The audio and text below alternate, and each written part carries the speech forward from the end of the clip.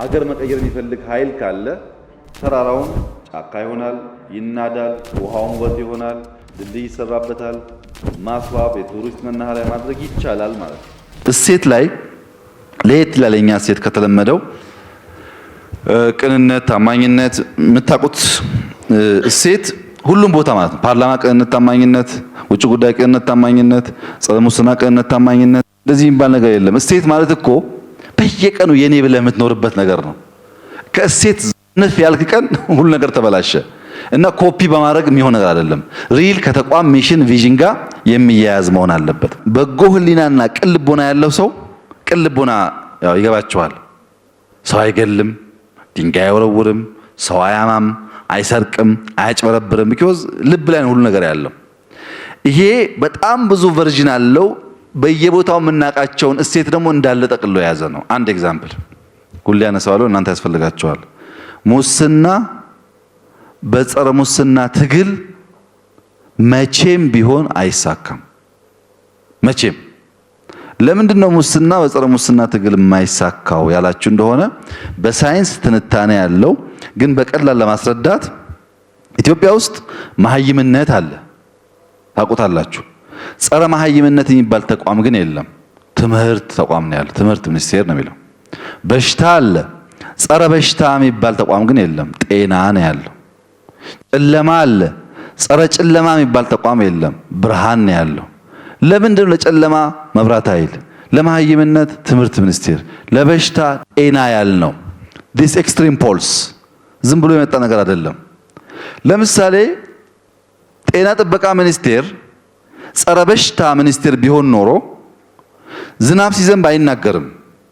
ዝም ይልና ዝናብ ዘንቦ ውሃ ተቋጥሮ ወባ ከያዘን በኋላ መድኃኒት እንኮላችሁ ይላል፣ ጸረ ስለሆነ።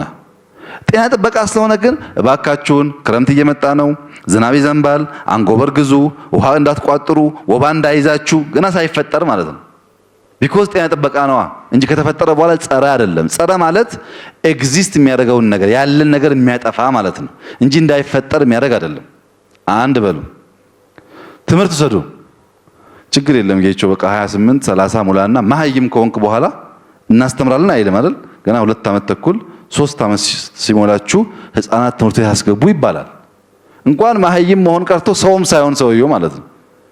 መሀይም ከሆነ በኋላ ማስተማር ሳይሆን መሀይም የሚባል ነገር እንዳይፈጠር ማጥፋት ነው ሚሽኑ አይደለም። በሳይንስ ሞቲቬሽናል ሌየር የሚባል ሰው ሞቲቬት የሚደረግባቸው ሌየሮች እርከን አላቸው። የመጀመሪያው እርከን ቅጣት ነው፣ ፐኒሽመንት። ካልሰራህ ደሞዝ ይቀጣል፣ ካልሰራህ ትባረራለህ ይባላል። ሰው የመጀመሪያው አሁን እናንተን ሰኞ ካልመጣህ የ5 ቀን ደሞዝ ይወሰድብሃል ብትባሉ ለምን የ10 አትወስዱም ነው የምትሉት? በደሞዝ አይደለም የምትሰሩት። ሲጀመር ደሞዙ በቂ አይደለም ለእናንተ። ሁለተኛ በደሞዝ አይደለም እናንተ ሞቲቬት የምትሆኑት፣ በዓላማ ነው። በዓላማ ሞቲቬት የሚሆን ሰው በገንዘብ አታስፈራራውም።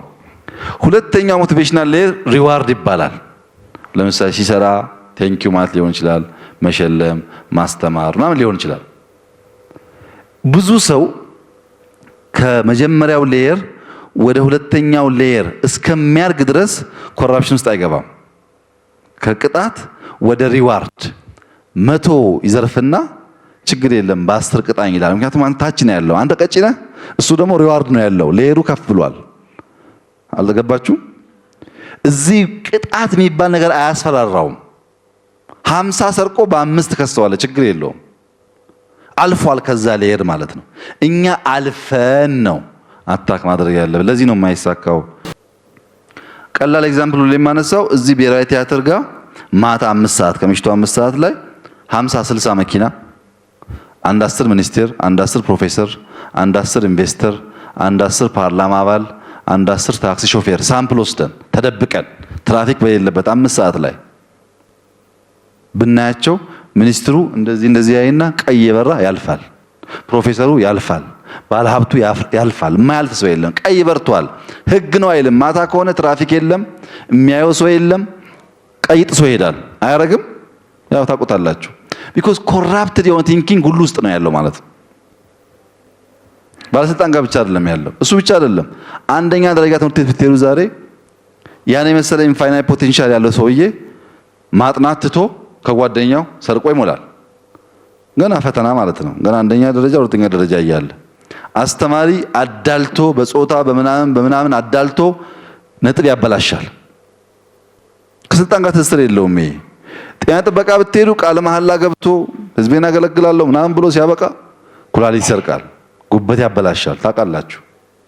ይሄ ሶሳይቲ ኮራፕትድ ነው።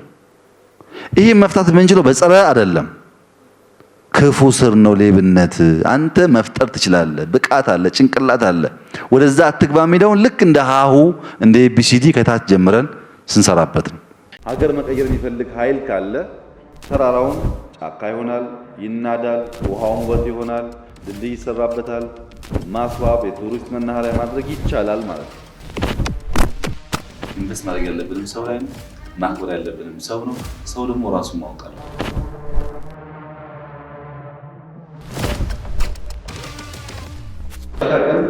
ስፔሻሊ ኢትዮጵያ ከአረባት ያለውን ነገር ሳይሆን በኋላ እነሱ ሀገር ኢንቨስትመንት እያደረገ ስለሆነ በርካታ ሰዎች በርካታ ሀገራት ውሃዋን በጣም ብዙ ሁኔታ አላቸው። ከ20 ዓመት በፊት የአፍሪካ ህዝብ የሚባለው ሀገር 5 ነው። አሁን 9 ደርሷል።